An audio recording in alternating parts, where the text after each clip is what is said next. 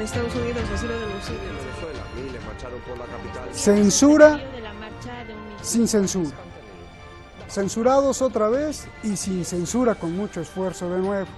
Censurados otra vez y sin censura con más esfuerzo. Así hemos estado navegando entre la censura y la sin censura, defendiéndonos, levantando la voz y reflejando nuevas y diferentes visiones de la realidad, que no le gustan a muchos, eso sí.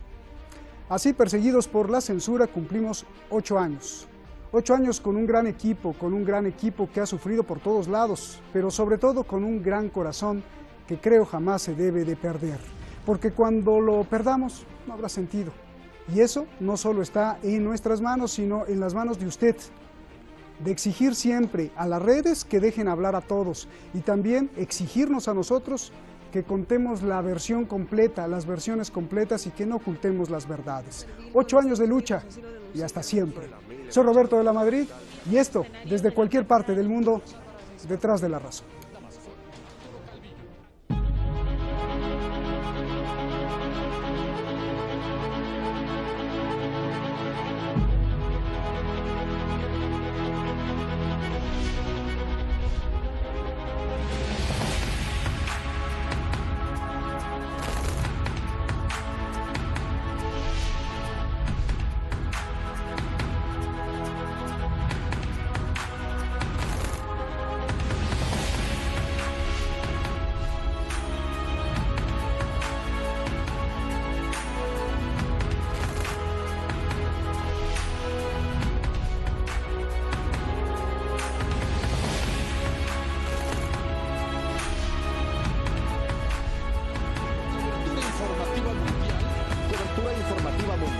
Interrumpimos nuestra programación por un evento muy especial.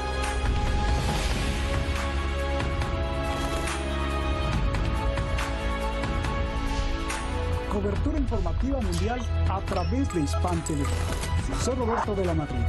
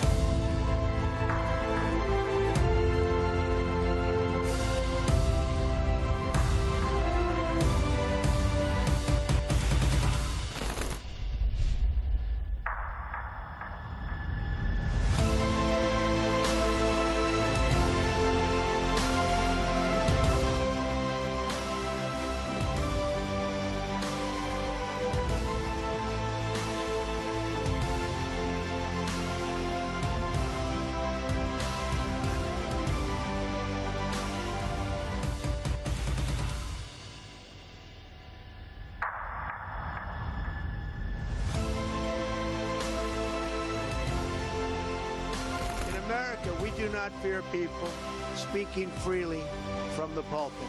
We embrace them. People having the power to express themselves at scale is a new kind of force in the world.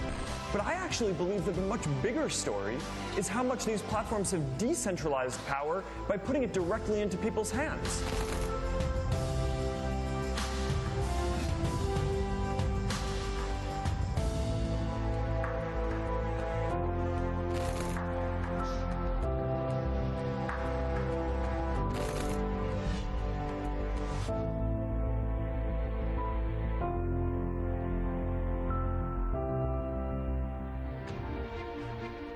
Mi labor aquí, y perdone si lo ve usted cursi, pero siempre apelo al corazón, que eso es en realidad lo que nos mueve.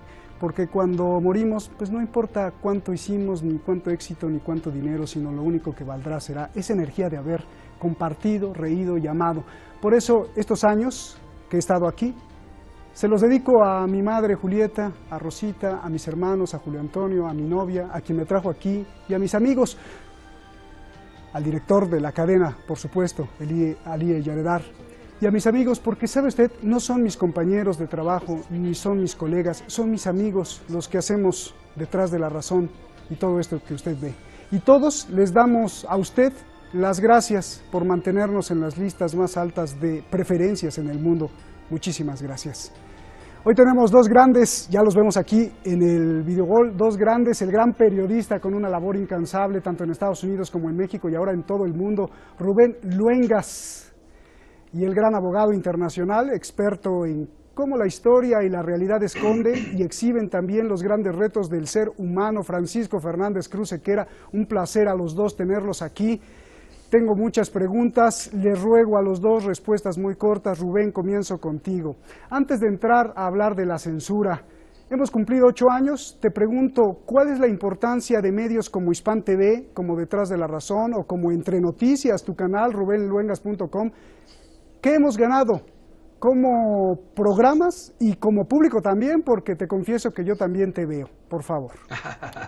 Primero que nada, un saludo para ti, para Francisco, para tu audiencia y felicitaciones. Cuando el trabajo se hace bien, con convicción, hay que felicitarlo y hay que celebrar cuando se hace bien el trabajo. Por lo tanto, me uno a la celebración de ustedes y han sido como salmón contracorriente respecto a la importancia del espacio. Es muy importante en un mundo donde se busca la estandarización en casi todos los aspectos, la estandarización del gusto estético, la manufacturación de la llamada opinión pública, que debieran ser opiniones públicas. Por lo tanto, lo que han aportado ustedes es una lucha intensa para que nosotros desde el continente americano u otras partes del mundo podamos tener acceso a otras narrativas, a otras versiones, a otras ideas, y no la planadora de CNN que la encuentras por todos lados o Fox News para presentarnos una sola visión del mundo que es la que le conviene a determinados intereses. Les felicito y eso es lo que ha significado Hispan TV. Además, en español, en inglés tienen Press TV, o sea que felicidades por el trabajo. Gracias, Francisco.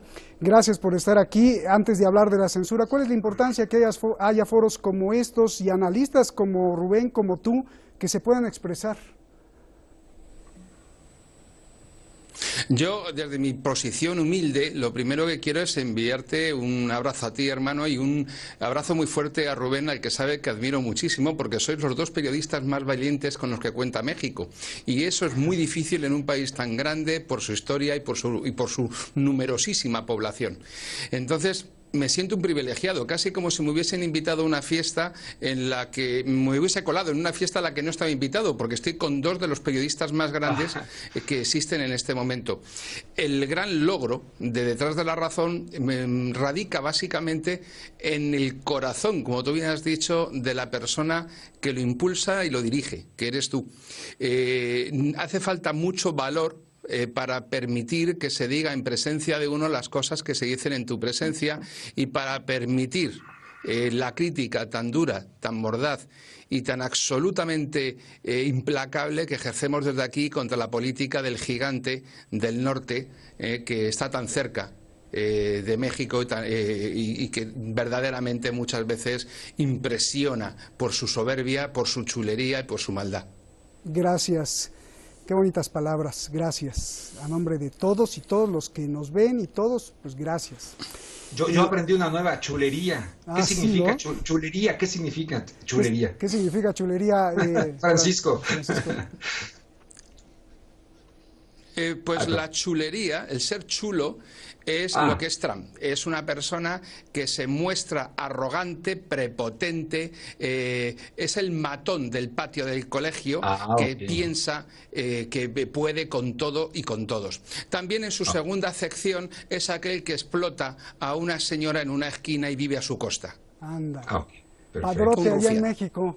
Rubén. Sí, bueno. Sí, porque acá si a alguien le decimos chula, es una chula, una chica guapa, bonita, pero sí chulería. Interesante. Perdón que metí mi cuchara con lo No, está bien. Ya de hecho el director creo que nos está autorizando más tiempo y nos podemos extender. Así que vamos directo a lo bueno. Rubén, vamos con todo. Simple la pregunta. ¿Por qué la censura? Bueno, ¿por qué la censura? Porque existen intereses políticos, intereses económicos, intereses geopolíticos, y hay personas, como te he dicho en varias ocasiones, que vivimos permanentemente en una batalla donde el campo de batalla es la mente humana. No permiten que la gente genere conciencia. Hay intereses que les conviene tener a la humanidad en un estado de indefensión y en un estado de shock para poderla manipular a su antojo, y en ese sentido la formación, la creación de la opinión pública es muy importante para que puedan prevalecer esos intereses, que pueda prevalecer una élite, que pueda prevalecer los de arriba y montándose en los de abajo. Así de sencillo, al margen de derechas e izquierdas, que para mí ya francamente esta geometría política derecha-izquierda se me hace un poco anacrónica. Ahorita es, ¿salvamos a la humanidad y al planeta o no la salvamos? ¿Estamos en contra de un sistema depredador o estamos a favor? Y hay gente que lo único que necesita es una información distinta para que le caiga la chispa que le permita entender el mundo en el que vive y tomar una posición. Los dueños de los medios de comunicación, los poderosos del mundo, no quieren eso y por eso la censura. Bien, te voy a seguir preguntando. A ver, Francisco, pues ¿por qué nos censuran? Yo una sugerencia, los días que venga Rubén al programa no hace falta que venga nadie más porque lo dice él todo y por lo tanto se puede ahorrar el programa a la mitad del presupuesto porque suscribo íntegramente todo lo que ha dicho Rubén. Gracias. Es decir, la censura tiene una lógica. Desde que se inventó la imprenta, la libertad de prensa es lo que interesa al dueño de la imprenta. Entonces, evidentemente eso no ha cambiado nunca. Y cuidado, la frase no es mía, la frase es de Rafael Correa, el expresidente de Ecuador al que tanto admiro. Entonces, eso está clarísimo, eso no ha cambiado. ¿Qué es lo que ocurre? Que a día de hoy, como bien ha dicho Rubén, la diferencia, la división entre derecha e izquierda es falsa. Y es falsa fundamentalmente porque izquierda y derecha son distintas caras de un mismo poliedro. Pues no tenemos más que observar un detalle. Hoy día la izquierda ha pasado de defender los derechos sociales a los derechos civiles de unas minorías. Minorías que nunca están casualmente en confluencia y en convergencia con los intereses del pueblo trabajador. En todos los países y en todos los lugares, ¿qué es lo que se pretende? De una o de otra manera, desmontar el marco geográfico en el que se traducen y se concretan los derechos sociales, es decir, el ámbito de decisión del Estado. ¿Por qué? Porque si se debilita el Estado, se debilita la capacidad para imponer leyes, para imponer normas que protejan los derechos sociales de una inmensa masa trabajadora.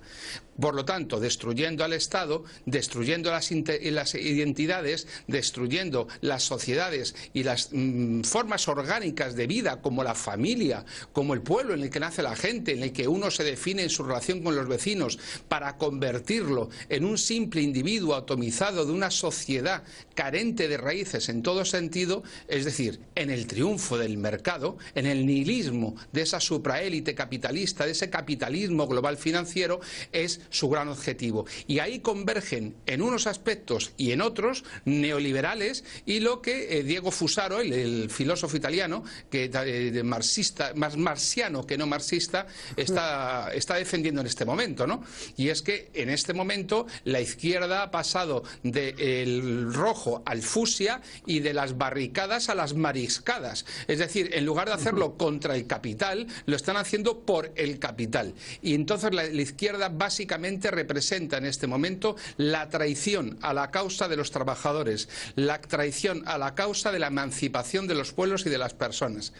En la medida en que esto es así, existe una debilidad como nunca, porque se está manipulando la mente para que las personas tengan la misma visión de las cosas que tienen los poderosos, que tienen la élite supranacional capitalista.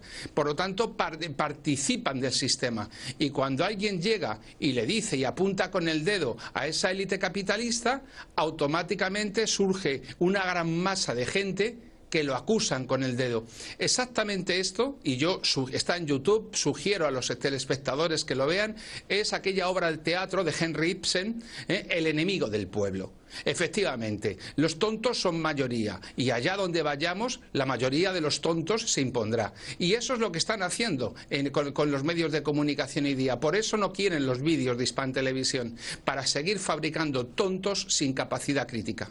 Bien, pues ya me dejan con la boca abierta los dos, hombre. Oye, Roberto, ahora yo soy el que digo, cuando venga Francisco a tu programa, el que sale sobrando soy yo. Lo dijo mejor que yo, genial. Lo aplaudo. Gracias, es una guerra de flores, ¿no? Oye, una guerra de flores. Rubén, sigo Sí, con por qué la censura, y vamos a ponerle Es lo malo de nombre. venir entre amigos, ¿no? Sí, ¿no? Sí. A ver, el sionismo. Google, Facebook, Twitter, Alphabet representan y son los representantes de gigantes como estos que dominan el Internet y que están en el más alto consejo consultivo del Pentágono. ¿Por qué? Ahí desde ahí creo que empiezan las cosas sospechosas, Rubén. Pues mira, ay Dios mío, deja de ver cómo lo puedo decir. En algún medio de comunicación X, el que era el presidente de ese medio de comunicación X, que un día me invitó ahí a trabajar a ese medio de comunicación X, me dijo: Rubén, te voy a pedir no para que te autocensures, sino que lo tengas como filtro. Ten mucho cuidado aquí con el tema de Israel. Y yo le digo, a ver, ¿qué significa? Si hay alguna cosa en medios anteriores, pues yo cubría cosas de Israel, las decía. Y si viene alguna situación de esto de Palestina y todo, ¿qué hago? Y dice, no, tómalo como filtro, ¿no? Tú sabrás, tú eres responsable. Entonces, vino un ataque de Israel del 2014 a Gaza. Fue a Gaza, ¿verdad? Sí. Y entonces yo dije, caray, lo tomo como filtro. Entonces le dije a mi productor, oye, invítate la versión de Israel, de que venga el cónsul y tal, ¿no? Y hablamos con el cónsul y tal. Y luego mi productor me consiguió a un analista judío de la Universidad de Santa Bárbara, brillante, que le dio una paliza al cónsul de Israel en argumentos, judío, Y no te hago tan largo el cuento que pasó X tiempo y un día salgo del programa, me mandan a Derechos Humanos, me dan un sobre a mí y a mi productor, nos quitan los gafetes y adiós, ¿no? No sé si eso te responde la pregunta. Evidentemente, ahora hay que decirle a la gente, porque yo sé que te sigue gente muy culta, pero el sionismo justamente empieza con Teodoro Herzl, un periodista vienés, hace el primer congreso en Suiza y todo, y la idea en un principio pues era la de crear un estado para el pueblo judío. La gente confunde sionismo con judaísmo, todavía es increíble, ¿no? Y hay sionistas como, por ejemplo, el mismo Chomsky, en un principio era sionista y ahora se ha vuelto uno de los grandes críticos. Entonces, desgraciadamente sí, este tipo de intereses están incrustados en muchos medios de comunicación y censuran porque no quieren que se conozca la verdad de la situación del llamado conflicto entre Israel y Palestina. Y te puse ese ejemplo. No puedo comprobar que me hayan corrido por eso. Teníamos los mejores ratings en la historia de ese medio y nos echaron a la calle. ¿Puedo decir yo el nombre? Porque yo sí lo sé. No, bueno. me quiero, no, porque igual... No, ya, mejor no. Ya sí, luego mejor. Igual nos cortan por tu culpa. Oye, Francisco, ¿por qué nos censuran? En Israel, justamente, hay varios dueños y grandes, CEOs justamente de los que nos censuran, ¿no? De Facebook, de YouTube, de Google, de Alphabet. También en Silicon Valley están los grandes servidores de donde está montada toda la red mundial, que también nos ha censurado. Entonces, ¿cómo empalmar o cómo entender Israel, Silicon Valley, la censura, las guerras, las ambiciones de dominio de los hidrocarburos, incluso Irán como potencia energética y como nodo geográfico de la alta importancia en Oriente Medio? Y ¿cómo le das forma a esta ecuación que todavía no está dibujada y que te la estoy dando en elementos? Probablemente, como la pregunta es muy larga, cuando termine de decirte esto no me acordaré de cuál era para podértela contestar, pero sí me gustaría apuntar algo tanto a ti como a Rubén como a la audiencia. Tú estás en este momento en Teherán. El general Soleimani protegió a los cristianos en Siria ante el genocidio y los asesinatos del Estado Islámico que, según las revelaciones de Snowden, había formado el Mossad. Rubén está en México, que sufre esa censura, pero esa censura por lo que él dijo, que lo que él dijo en Europa sería delito, le llevó a perder, a que le cerraran el programa, pero se detuvo ahí. Bien, donde yo estoy ahora mismo en Europa, en Madrid, en este momento, decir las cosas claras significa entrar de lleno dentro de lo que la definición asumida por la Unión Europea de la palabra antisemitismo es. Rubén hace la disquisición, y es cierto que no es lo mismo entre judaísmo y sionismo, pero cuidado, cuando se define la palabra antisemitismo en Europa de cara a los códigos penales, dicen que la mera crítica al Estado de Israel o a su existencia, que la atribución de un dominio de los medios de comunicación incurre ya en un delito de odio, en un delito de antisemitismo. Un delito, los delitos de odio tienen su origen en la Liga Antidifamación Judía en Estados Unidos y se van dirigidos constante y completamente a reprimir cualquier manifestación contraria no solo a los sionistas, sino también al Estado de Israel o a cualquier crítica al judaísmo. Y entendiendo el judaísmo no solo como una creencia religiosa, sino como ellos mismos pretenden un hecho racial, un hecho religioso, es decir, un hecho que muchas veces es fundamentalmente ideológico.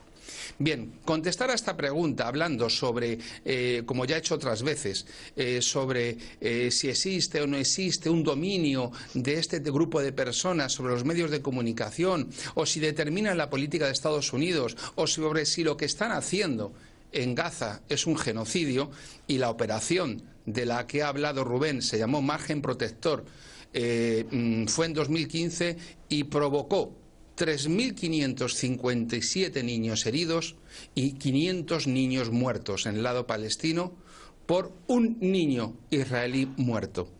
Ese es el desequilibrio que existe hoy día entre Palestina e Israel. Una diferencia de 1 a 4.000. Bien, pues esta situación que se plantea directamente es prácticamente imposible contestarla desde donde yo estoy sin entrar en el Código Penal español.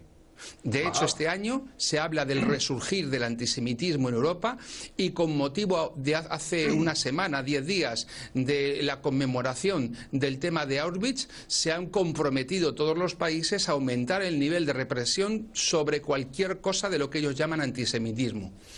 Contestar abiertamente a la pregunta que me has hecho significa casi cometer un delito. Dios. Sí, me ha sorprendido mucho, Francisco, que cómo ha evolucionado el concepto de antisemitismo y cómo incluyeron al sionismo dentro de ese delito. Y qué desgracia lo que estás diciendo, si la gente nos está viendo, es una desgracia para la libertad. La mera afirmación. Sí. Es decir, que Rubén cuente lo que él ha vivido de primera mano, atribuyendo un poder de veto o de censura a ese tipo de personas en un medio de comunicación, aquí ya sería delito. Es más, sería suficiente como para que Rubén no trabajase en ningún medio de comunicación nunca más. Dale. Bueno, pues de hecho eso parece, pues no trabajo en ninguno.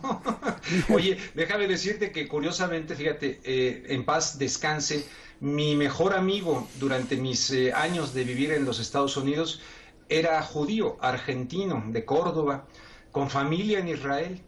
Y él mismo un día, en otro medio en el que trabajé, él mismo me dijo, Rubén, yo voy a debatir, y fue a debatir con ese mismo cónsul, él, ¿no? Y te repito, y él me decía que ahora inclusive ya no solamente a ellos no les pueden decir antisemitas ni antijudíos, pero que les apelan a aquello de self-hate, de que se odian a sí mismos, de un odio a sí mismo, y que por eso va y critica lo que es el Estado de Israel. Es increíble al nivel que se ha llegado, Francisco y Robert. Sí. Usted que nos está viendo... Cuando hablamos, por ejemplo, de profesores universitarios en Estados Unidos como Norman Finkelstein... Francisco, espera. Yo le agradezco mucho que usted nos esté sintonizando. Si quiere ver la segunda parte de este programa. Bueno, búsquenos ahí en YouTube y en las redifusiones por Hispan TV. Muchas gracias por estar con nosotros. Seguimos más adelante y le repito, en YouTube está la segunda parte.